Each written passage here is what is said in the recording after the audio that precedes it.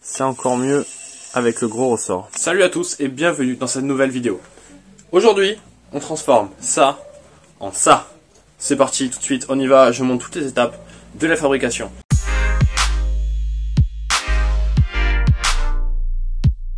Un vieil amortisseur Bilstein en un tout nouveau, fileté avec des ressorts de malade. Si vous n'avez toujours pas vu ma vidéo de l'unboxing précédente, allez voir, donc on voit toutes les pièces, comment je les reçois, dans quel état et ce qu'on va en faire. Donc voici un amortisseur Bilstein. On peut voir que la tige est beaucoup plus large ici que sur des amortos classiques type combiné fileté. Elle est aussi large en fait qu'en haut tout simplement. Donc on va mettre ça dans un corps fileté, un corps de combiné fileté, et on obtient du coup un Bilstein classique combiné fileté. Ce qui est vraiment la folie, hein, c'est l'intérêt de ce build là. Donc là on le visse par le bas comme c'est voulu à la base. On mesure la longueur du corps fileté pour avoir la même longueur des deux côtés. On serre bien fort une fois qu'on a la bonne mesure. Au niveau du cache-poussière maintenant, le neuf est le cache-poussière bleu, qui est plus long, l'autre est trop court. Le problème, c'est qu'il ne passe pas dans le ressort. Donc on va garder l'autre qui est un peu trop court, c'est pas très grave. On commence par mettre la butée à rouleau en bas, donc les roulements pour que ça puisse tourner, vous allez voir pourquoi. Ensuite on met le helper spring, qui est le ressort compensateur en français. On met ensuite la pièce intermédiaire, qui est en fait le siège, qui est un siège pour les deux ressorts. Et on voit qu'en fait en tournant, le ressort tourne à la base, alors qu'en haut il ne tourne pas, il ne pivote pas du tout. C'est un ressort, c'est normal, ça doit tourner d'un côté. D'où l'intérêt des roulements. On met ensuite le ressort principal, le main spring, qui va donc être lui responsable de la raideur. On met ensuite le haut avec la camber plate qui va nous permettre à la fois de régler le carrossage et aussi de permettre ce rotulage, comme on le voit sur cette vidéo. Sur un McPherson, c'est très important de pouvoir rotuler dans tous les sens. Donc maintenant on s'attaque au combiné fileté arrière. Donc je vais quand même vous passer en revue les pièces qu'on va utiliser. Ok, une petite clé forcément pour enlever l'écrou. Ça, donc ça c'est le corps fileté de l'amortisseur. On a en bas une petite piste qui est en fait une cage à aiguille. Ça c'est le haut qui va donc sur le ressort. Et le ressort qui va comme ça. Alors généralement un helper spring, c'est-à-dire un ressort compensateur, un deuxième ressort qui va en dessous du ressort principal, un truc qui est vraiment faible et qui va s'écraser dès que la voiture va être posée dessus.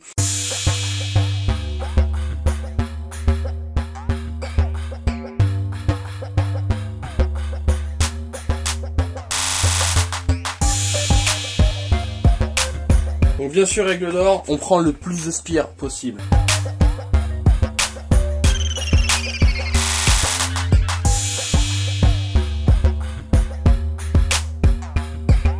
Donc ce qui est important, c'est de bien compresser le ressort de façon uniforme, pas qu'il se barre.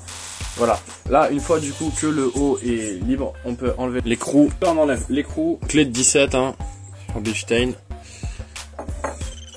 Hop, c'est un magnifique écrou. Nil stop.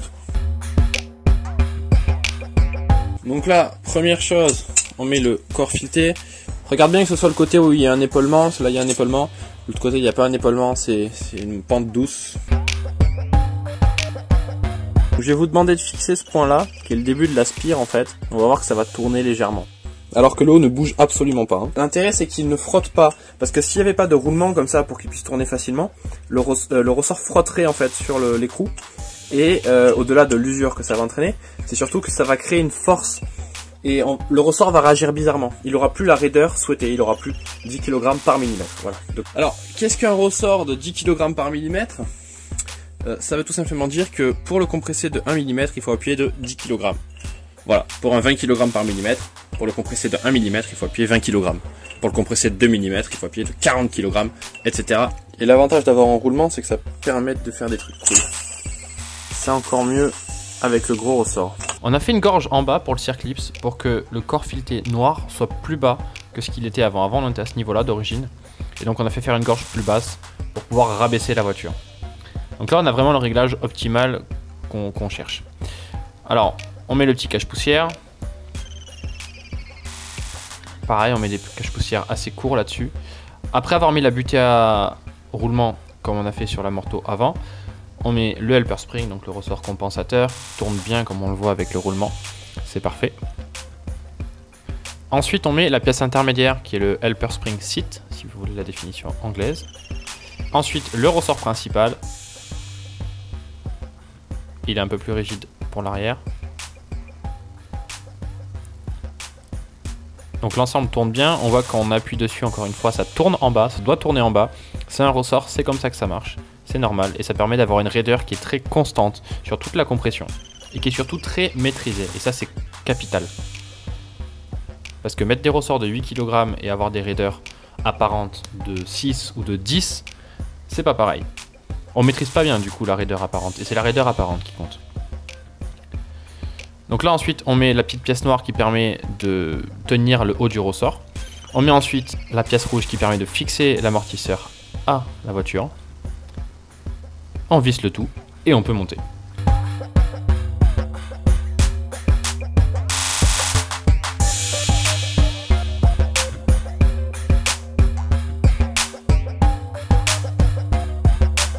La petite vis de réglage, la petite vis pour bloquer en fait l'écrou en bas une fois qu'on a la bonne hauteur.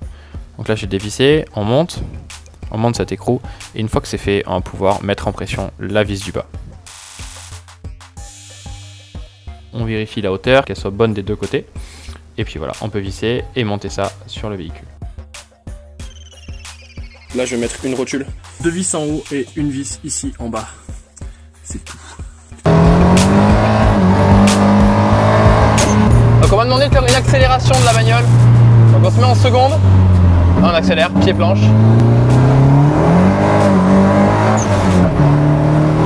Wouh, oh là là là là. Bon, c'était quoi? C'était intense mon pote.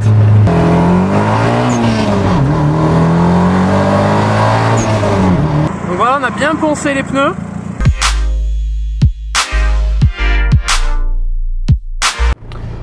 Ok, donc là on est là, route du Pont Saint-Nicolas comme d'habitude, on va niquer ça. On est là pour tester les suspensions. Si vous voulez une caisse comme ça, je vous invite du coup à cliquer sur le lien dans la description pour obtenir à la fois mon guide géométrie idéale pour faire votre géométrie et l'améliorer, ainsi que regarder mes programmes que je vous propose pour du coup améliorer votre voiture et obtenir ces résultats. Dans tous les cas, likez, commentez, suivez-moi aussi sur les réseaux. J'ai un compte Instagram, Facebook, likez la page. Abonnez-vous, roulez bien, à plus.